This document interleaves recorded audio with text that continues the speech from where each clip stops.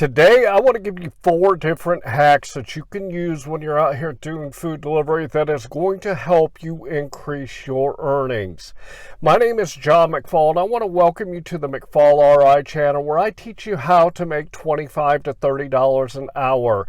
In today's video, I want to give you 4 different things that you can do today, starting today when you're out there getting your grind on, that's going to help you increase your tips.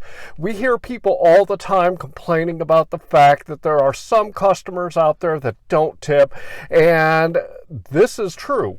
There are many reasons that customers might not want to tip, and one of the biggest reasons that people don't tip us drivers when we're out there is because of what happened to them the last time they ordered on the platform, or what maybe happened to them the last few times that they ordered on the platform. So today I want to talk to you about that.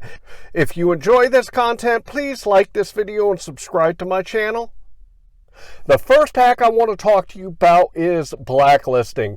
We've heard a lot of people talk about the fact that if you have restaurants in your marketplace that you don't want to go to, then make sure that you blacklist them. And this is true. One of the biggest reasons that I blacklist restaurants when I'm out here doing food delivery is because I know when I go to them, I know that I am going to wait forever to get an order.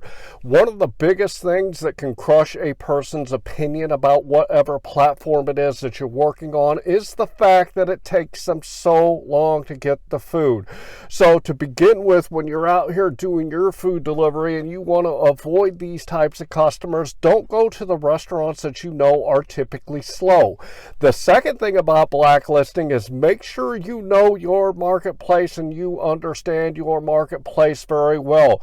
There are neighborhoods that I absolutely refuse to go to for a couple of reasons, and one of the reasons is because I don't want to go to a neighborhood where I know I typically will not get good tips at, but that also, revolves around the fact that those types of customers aren't typically going to leave me a high rating either. So I have some specific neighborhoods in my marketplace that I absolutely blacklist, and I will not go to them.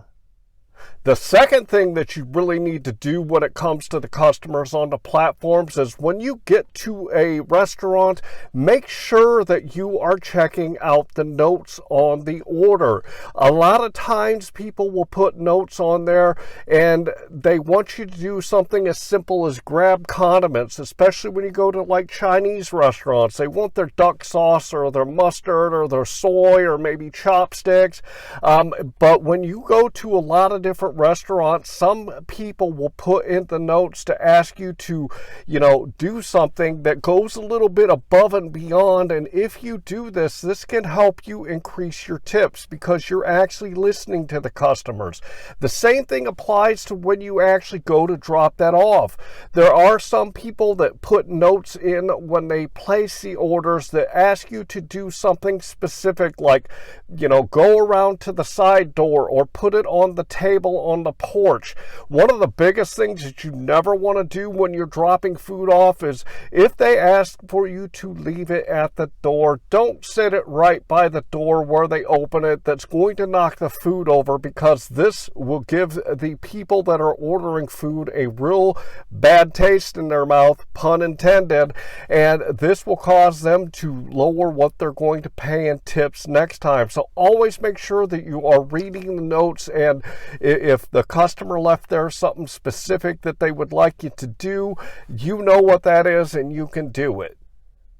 The third thing I want to talk to you about is your urgency when you're out there doing food delivery. I talk about urgency a lot when it comes to the fact that you are losing money if you are just lollygagging and taking your time when you're out there doing food delivery.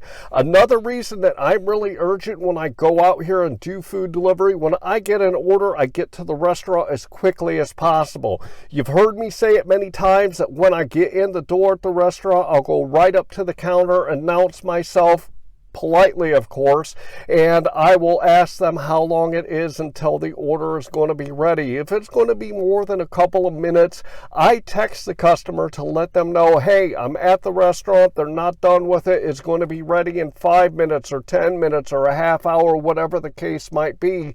But make sure that you are urgent when you go to the restaurant as far as getting up to the counter and finding out when that order is going to be ready, and then let your customer know if it's going to take too much time. They appreciate that little bit of information. When you get the order and you start heading out the door, get out to your car as quickly as possible and get to the customer's house as quickly as possible. All of the apps, when they send you orders, they give the customer an expected time that that order is supposed to be dropped off. And let's say that you are doing this urgently and you get that order 10 minutes or 15 minutes or 20 minutes before they're expecting it. That is going to put a real positive spin on the food delivery people, and that might help them think to increase that tip or give a tip the next time they place that order. So make sure you're always urgent when you're out there doing food delivery. The fourth and the final thing I want to talk to you about is the actual customer experience. You know, there's a lot of reasons that people don't leave us tips when we're out here doing food delivery, and the cause of the problem could be you. What do I mean by this?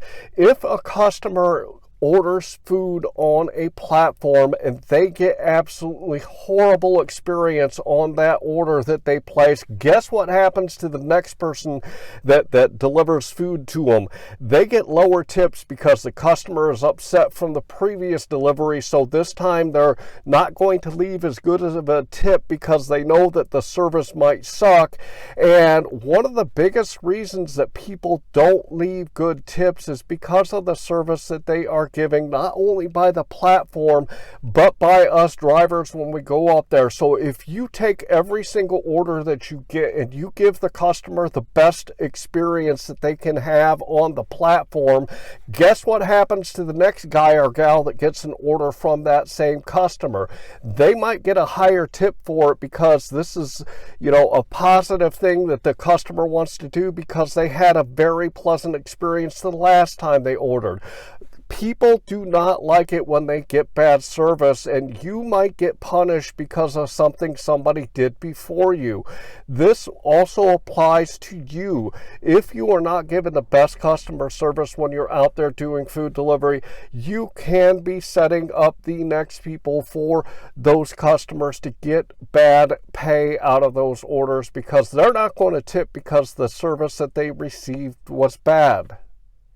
You might notice that 3 out of the 4 things I talked about were specifically related to the customer that you are picking up and delivering food to.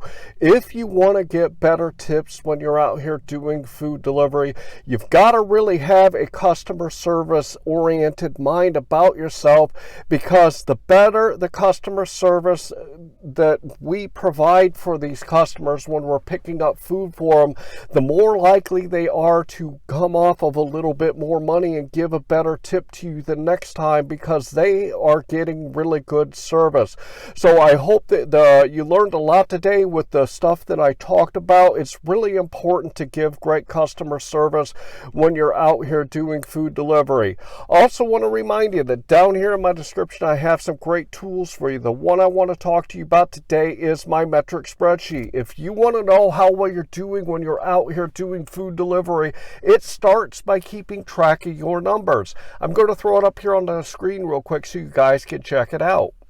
If you look at the left-hand side, you'll see I always put my start time and my end time. This gives me the total time that I've worked. I also put in the miles.